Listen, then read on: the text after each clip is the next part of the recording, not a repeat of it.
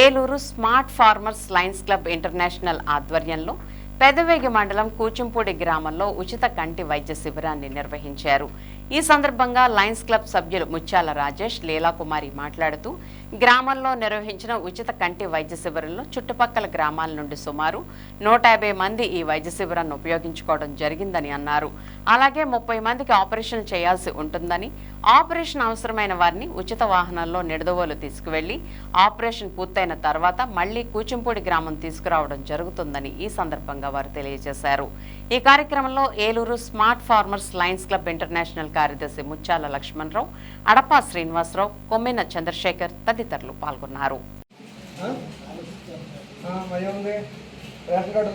కూచింపూడి గ్రామం, పెదవేగి మండలం. ఈరోజు కూచింపూడిలో లయన్స్ క్లబ్ ఇంటర్నేషనల్ వారిచే, అలాగే స్మార్ట్ ఫార్మర్స్ లయన్స్ క్లబ్ వారి సౌజన్యంతో కంటి ఆపరేషన్లు, అలాగే ఉచిత నేత్ర వైద్య శిబిరం ఇక్కడ ఏర్పాటు చేయడం జరిగింది. మరి ఇక్కడికి ఉదయం 9 గంటలకి మరి నిడదవోలు నుంచి స్పెషలిస్ట్ డాక్టర్స్ వచ్చారు. ఇక్కడికి ఫుల్ ఎక్విప్మెంట్ తో ఇక్కడ కంటి పరీక్షలు చేస్తున్నారు. అలాగే ఇప్పటి వరకు దాదాపు ఒక 150 మంది సభ్యులు ఇక్కడికి వచ్చి వాళ్ళ పేర్లు నమోదు చేసుకుని ఉచితంగా కంటి పరీక్షలు చేయించుకోవడం జరిగింది. అలాగే అందులో కొంతమందికి ఆపరేషన్లు కూడా పడతాయని చెప్పడం జరిగింది. మరి ఈ ఆపరేషన్ పడే వాళ్ళకి కూడా వ్యాన్ సదుపాయంతో ఇక్కడి నుంచి వాళ్ళందరినీ కూడా నిడదవోలు హాస్పిటల్కి తీసుకెళ్లి వారందరికీ ఆపరేషన్ చేసిన తర్వాత వాళ్ళందరినీ మన సోమవారం నాడు ఇక్కడికి మళ్ళీ తిరిగి తీసుకొచ్చి దింపడం జరుగుతుంది.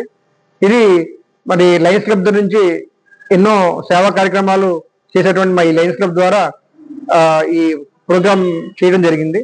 మరి ఇక్కడికి వచ్చినటువంటి ప్రజలందరూ కూడా ఈ ఉచిత వైద్య శిబిరాన్ని వినియోగించుకుంటున్నారు. నాకు మాకు ఎంతో సంతోషంగా ఉంది. నమస్కారం అండి. కూచింపూడి గ్రామంలో పెదవేగి మండలం ముత్యాల రాజేష్ గారి ఇంటి వద్ద ఉచిత నేత్ర వైద్య శిబిరం లయన్స్ ఇంటర్నేషనల్, అలాగే Eluru smart farmers Lions club వాళ్ళ చేత ఈ ఉచిత నేత్ర వైద్య శిబిరం ఏర్పాటు చేయడం జరిగింది.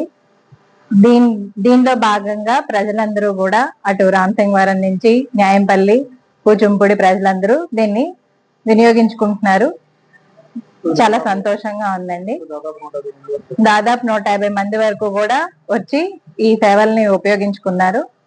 అలాగే వాళ్ళని ఆపరేషన్ పడే వాళ్ళని కూడా మధ్యాహ్నం నుంచి నిడదవోలు హాస్పిటల్లో చూపించుకుంటారు. ఈ అవకాశం ఇచ్చినందుకు ధన్యవాదాలండి.